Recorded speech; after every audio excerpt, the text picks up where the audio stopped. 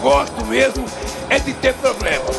Uma hora depois... Olha, um recente aumento no imposto de importação pelo governo brasileiro, Pelo amor de Deus. encarece a vinda de vários produtos, Presta atenção.